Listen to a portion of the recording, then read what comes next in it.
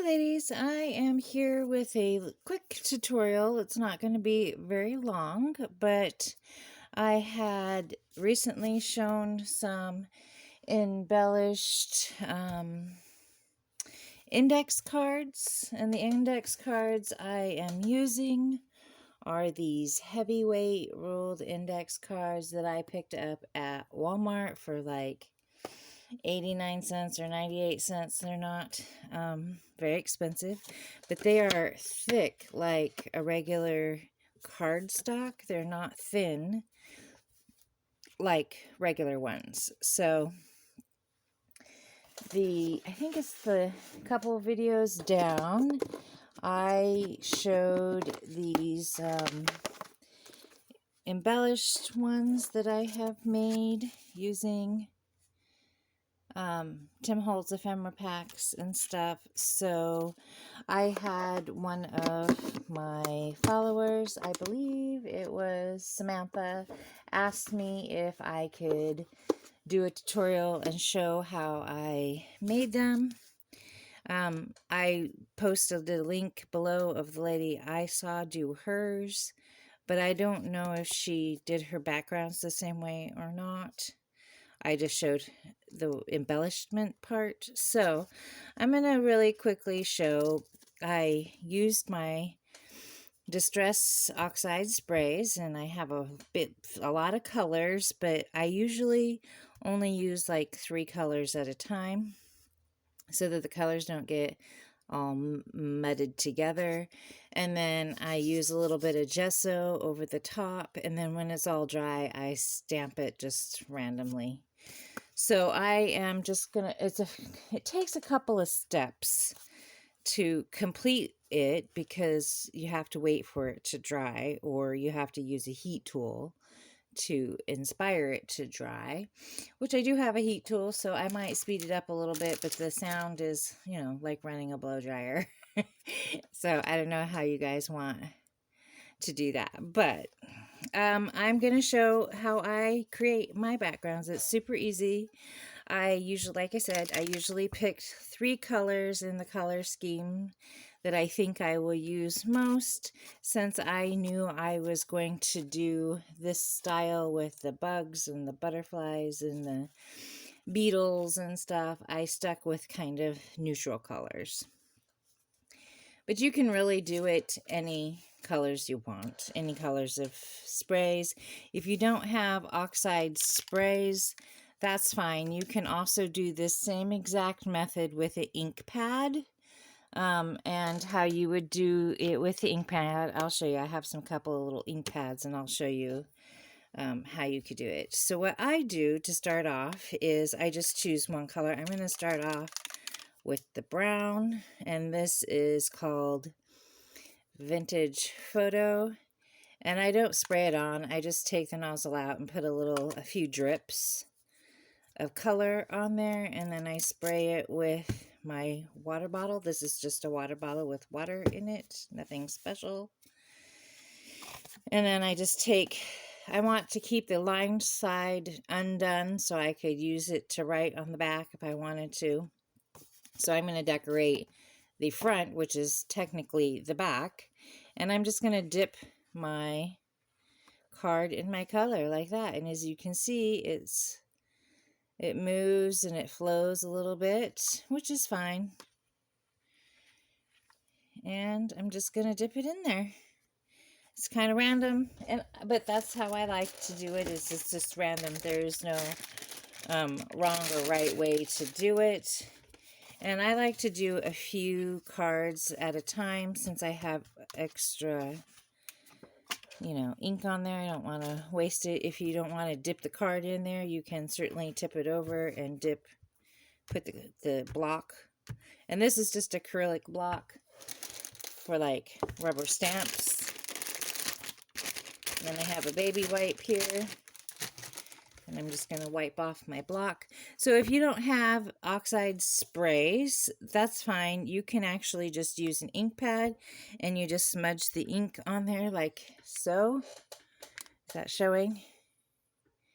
So I just put the ink on there like that. And you don't have to use the distress inks. That's just the inks that I actually have. So that's what I'm using. You can use any kind of water-based ink that you have. As long as it's water-based, it should be fine. And then you just dip it in there. You just dip your cards down there and set them aside to dry.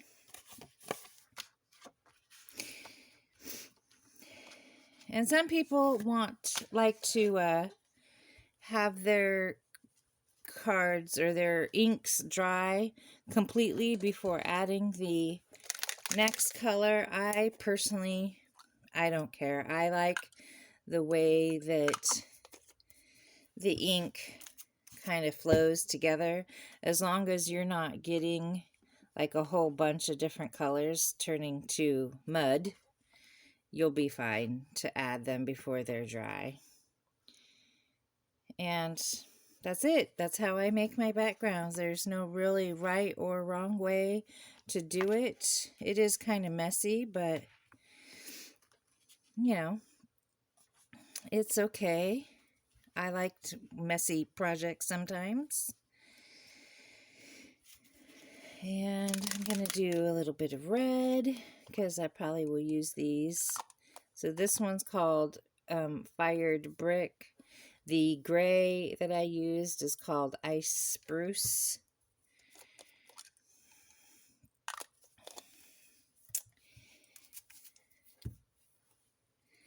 And see, as they dry, you can see the different, I hope it's showing up, the different colors coming through. So I'm seeing some yellow and then some darker greens. Yeah, and you just dip it in there. Dip the cards in there. The cards will tend to like warp slightly, but that's fine. As they dry, they will flatten out, and once you start putting on your embellishments and whatnot, it will be absolutely fine. Your cards will be fine. Now, I don't know about the thinner ones. That's why I chose to get the heavy, thick index cards, because I tested this already and know that these cards do hold up. So if they're too thin, it might not actually hold up very well in the process. And the more layers of color you add, the darker it will be, you know. So the more you keep adding, the darker the colors will become. So it kind of just depends on how dark you want it, how subtle you want it. You can always, if it's too dark, you can always add gesso to kind of lighten it up some later on, which is what I have done. So that is it. That's how I create my background for my index cards. So how fun is that? So I'm going to dry this really quick, so it is going to be loud for a second. If you don't like that sound, you can turn the volume down on your video. I'm not going to edit and silence it, so be warned, it's going to sound like a hairdryer.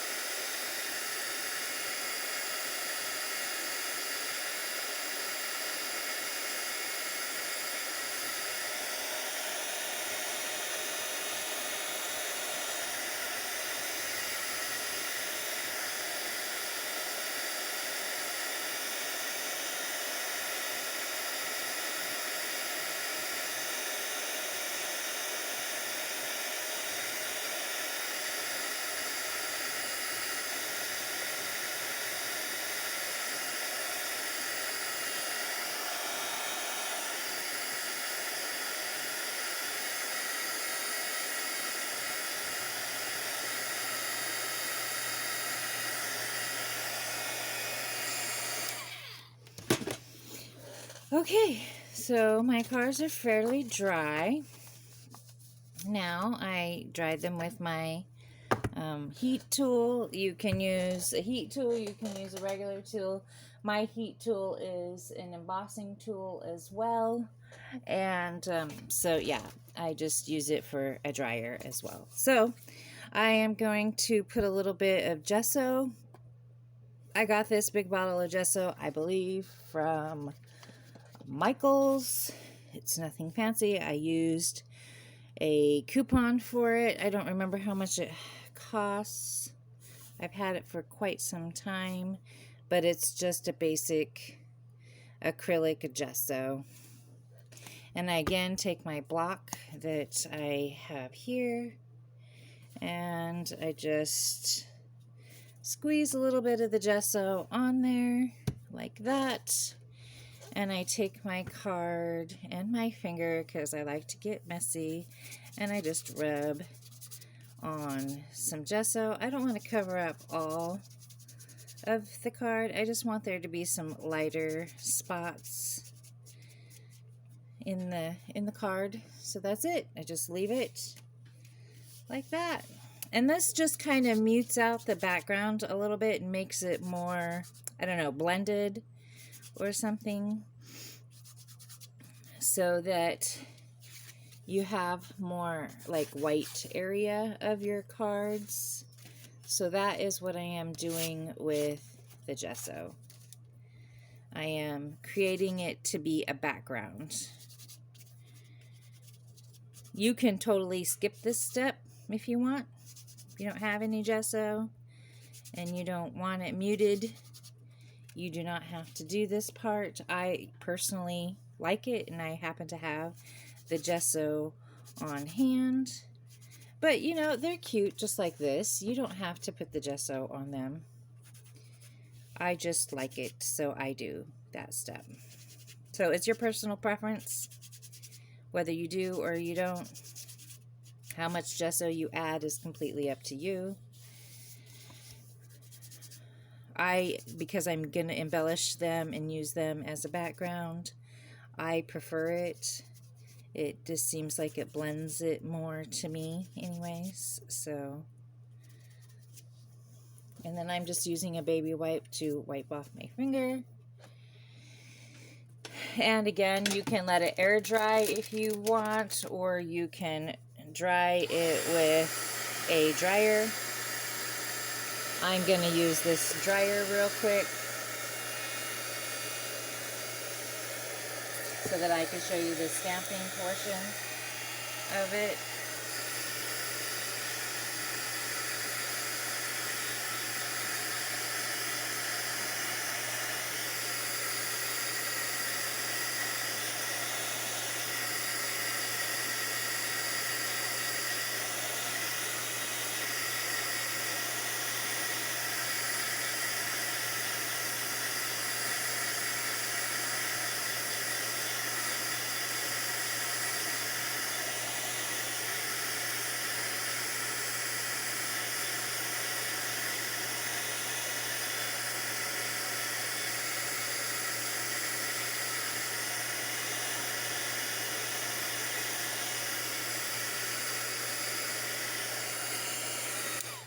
Alright, so gesso doesn't take very long to dry, especially when you have it just in a thin layer.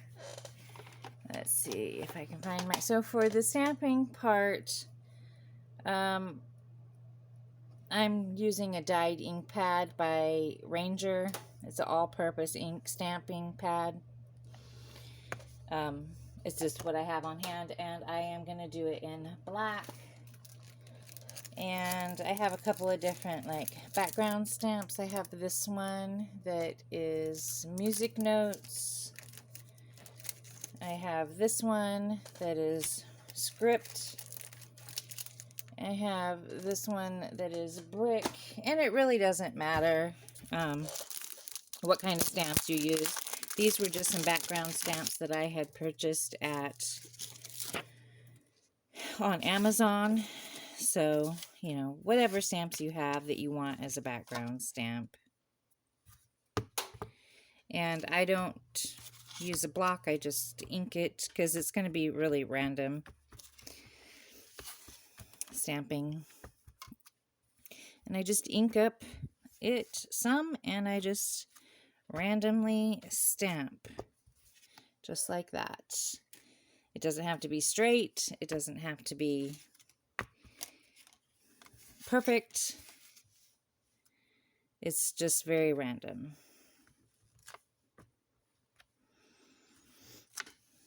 And that is how I do my background stamping. I'm going to do 2 of them with the brick, and then I'm going to do 2 here with the script stamping. I'm just super not precise. Once you get your embellishments on there, it really is going to look totally fine.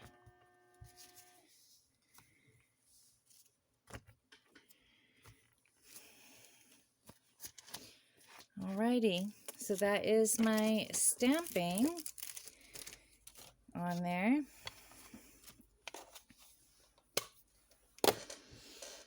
And I usually create a whole bunch of backgrounds at once. And, oh, another little technique you can do is take a piece of cardstock and dip it in the edge of it in the gesso, and then you can just scrape on some gesso in different directions. This gives a really cool, like, textured effect to your card as well. So I like to do that sometimes too. And in just random spaces. It doesn't have to be, you know, perfect. I go up and down, and I go side to side, and I go off. I just really like the textury thing. It's kind of like, I don't know, kind of like wall texture or something.